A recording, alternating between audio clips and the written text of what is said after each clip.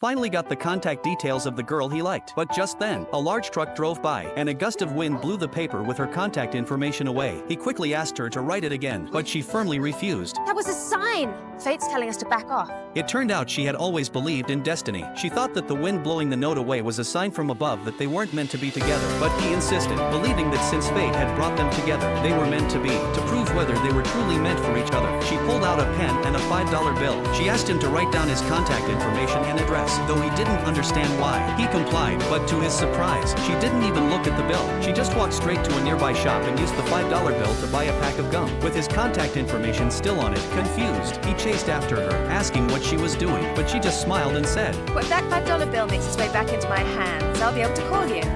And when you hear my voice on the other end, then you'll believe in fate, won't you? He didn't believe in destiny, and the chances of this coincidence happening seemed too slim. After all, he had left his information, but she hadn't given him anything. So, to make it fair, she took out a book titled Love in the Time of Cholera. She wasn't giving it to him, though. Instead, she told him that she would write her name and contact details inside and leave the book at a random secondhand bookstore. If they were truly meant to be, he would find it and buy it. But he wasn't one to leave his future to something as uncertain as destiny. He believed in taking action, not waiting for fate to decide. Eventually, she was moved by his persistence and pulled him into a nearby hotel, saying she still wanted to leave things up to fate. They each took a separate elevator. If they ended up on the same floor, then she'd agree to be with him.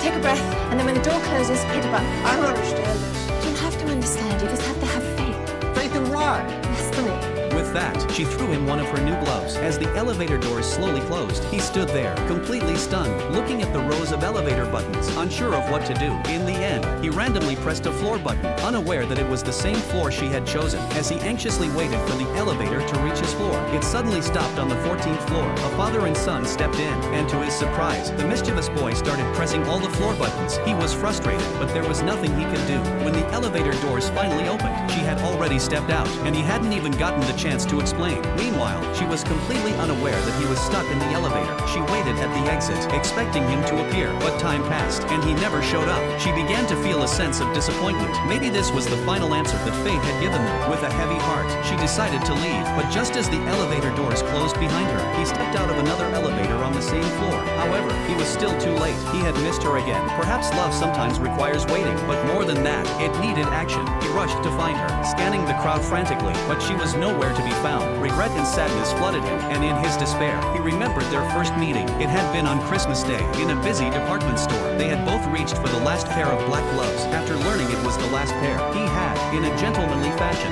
let her have them. She had smiled and invited him to share some dessert, and from that moment on, he had found himself drawn to her. As they were about to part ways, he mustered the courage to ask for her contact details, but she had simply told him, Well, if we're meant to meet again, then we'll meet again.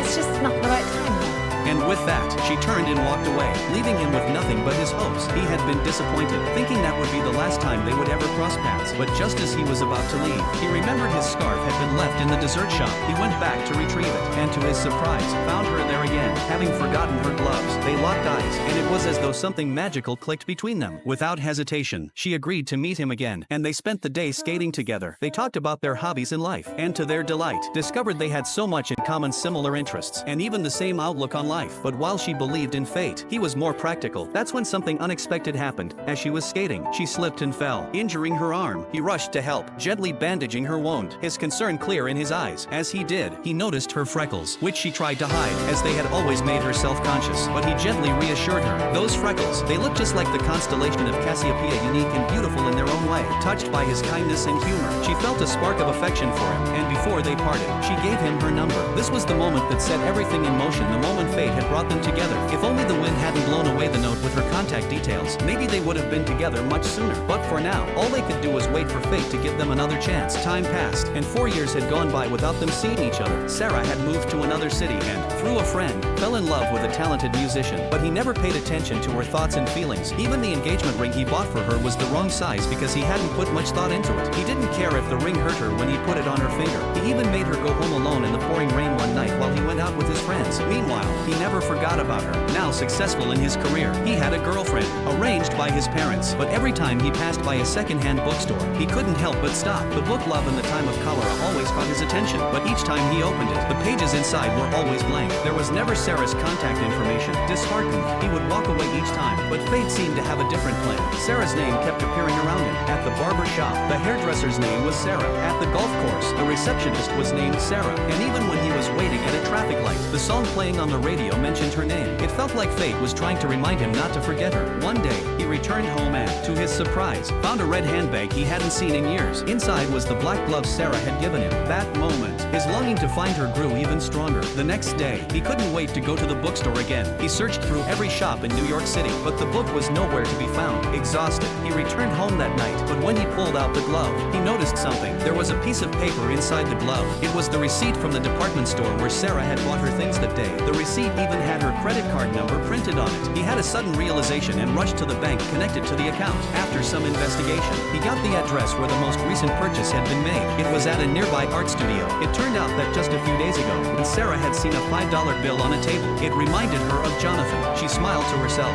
realizing she couldn't forget that unforgettable memory. So, in order to avoid regrets, she decided to break up with her fiancé. She and her best friend booked a trip to New York. Along the way, her friend was drawn to a wallet, and they bought the exact same one. Both of them were unknowingly on the same journey, searching for the same person. Sarah visited the department store where they had first met. She also went to the ice skating rink where they had spent time together. Even the hotel elevator that had caused their separation, she went there too. But each time, she found nothing. Then, one day, they stopped at a dessert shop to rest. When paying, Sarah didn't realize that her friend had picked up a $5 bill from the cashier. It was the same $5 bill Jonathan had written his contact information on. To her surprise, just as they were about to leave, Jonathan arrived at the shop. And so, after all these years, their paths crossed again. But as Sarah and her friend were about to head back to their hotel, her friend bumped into an old college classmate in the elevator. The classmate was about to get married and invited them to the engagement party the next day. Sarah politely declined, but what she didn't know was that the classmate was actually Jonathan's fiancé. At the same time, Jonathan, after many failed attempts, was beginning to accept that fate might have moved on. He thought that Sarah had forgotten him, or maybe she had already gotten married. He decided to accept his parents' arrangements and get engaged to the woman they chose for him. At the engagement party, everyone was happy and celebrating, but Jonathan couldn't bring himself to feel happy. However, after the party, his fiancée gave him a carefully wrapped gift. When he opened it, he was shocked to find it was a copy of Love in the Time of Cholera. His fiancée had noticed that he always stopped to look for that book whenever he passed a bookstore. She had bought it for him as a gift, hoping to give him something meaningful. As Jonathan opened the book and saw the page with Sarah's name and contact information, he couldn't believe his eyes. It was the same book from all those years ago. What's wrong? It's an excellent choice. Finally, he had Sarah's contact information. Excited, he ran out of the house, hopped on a plane, and headed to the city where she lived. But when he arrived, he accidentally uncovered an incredible secret, one that would change his life forever. What happened next? Stay tuned. I'll update you soon with the rest of the story.